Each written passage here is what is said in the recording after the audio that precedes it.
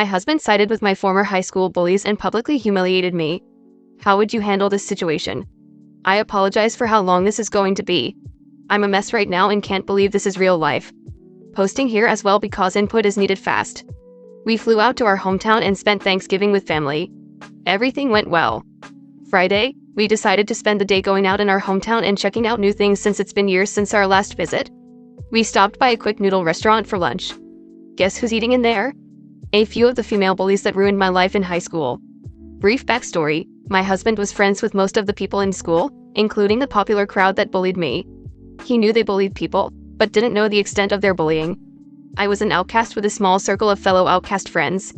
My husband and I didn't know each other back then.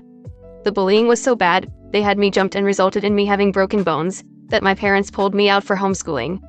Never got to go to homecoming, never got to go to prom, etc.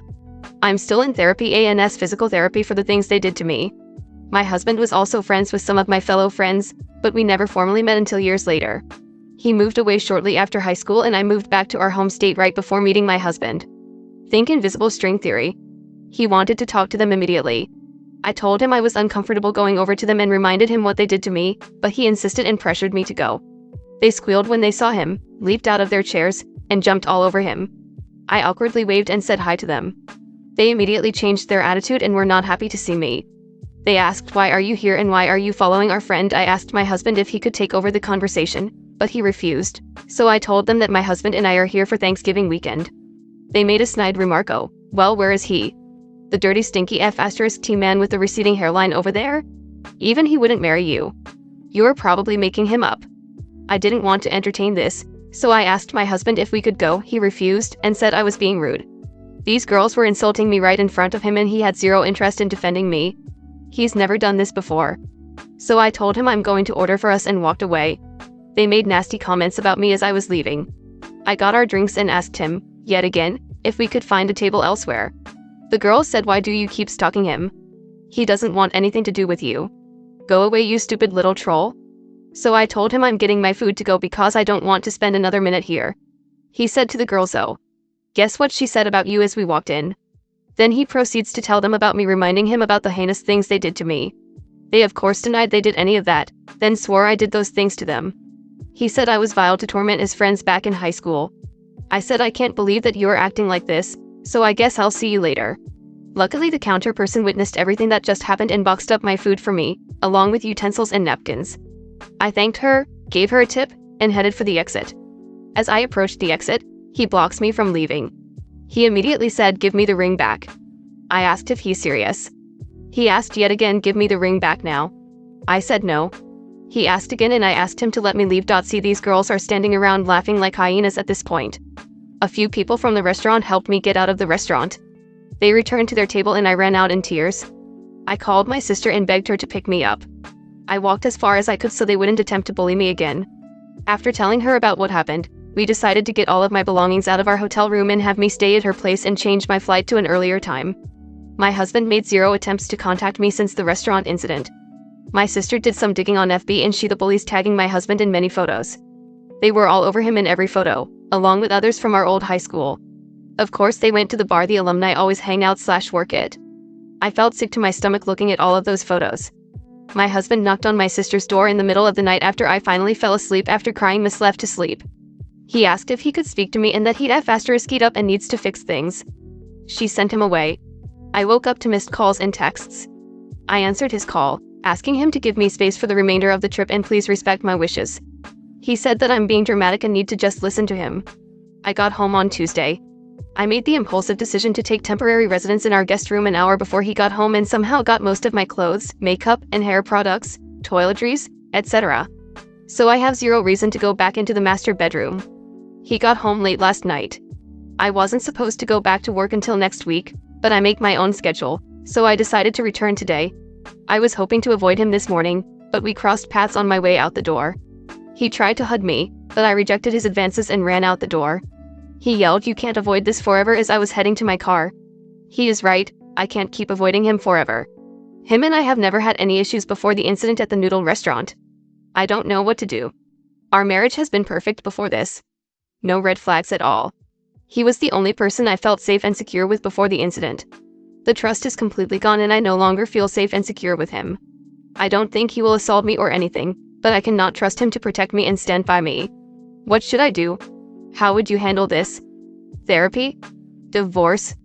Break? I don't know. I still love him so much, but I don't know if I should trust my current judgment. I really need guidance on how to navigate this. Comment. Glad I'm not the only one who thought so. Not that adult bullies don't exist, but they don't bully like this.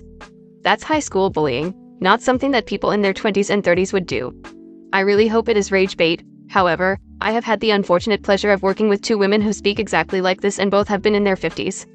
It's been years apart and at two different jobs, but it's really flooring to hear someone that age speak like playground bullies. I really do hope this was made up though. Yeah. When I got to give me the ring back, I just thought, get the fudge out of here. They've never had problems. He's always supported and protected her, but interacting with her bullies made him abandon her in an instant. Fiction, right? Sounds like a bunch of 16-year-olds going crazy, movie style. The whole ring thing and blocking the door, but also not sticking up for her about where is that husband sounds so outlandish and like something someone would put in a script. If it's as real, she should totally divorce. It's definitely time to contact a lawyer, get a support network going and start on an exit plan. Cause he showed his true colors, I guess. I'm in my 30s and don't live far from where I went to HS. I run into people fairly often that were dicks in HS, we mostly just ignore each other. Two of my best friends were bullied pretty badly by two other girls in our school. When we run into those people now, they're nice or indifferent. I do know one of the more popular guys from my school still lives in the area, and his wife didn't grow up here. When he wants to go out but she doesn't, their rule is, if we see anyone the husband, no, you're buying. Get rid of this abusive POS. He didn't have your back at all, and undermined you in front of your bullies, allowing them to bully you in front of him, and after the night was done realized his mistake. That would be it for me. If your man can't stand up for you, especially your husband, he doesn't deserve that title. Your husband is a loser. You hold the cards. Get rid of the trash. Ask yourself, if someone loved you, would they make you go through what you went through?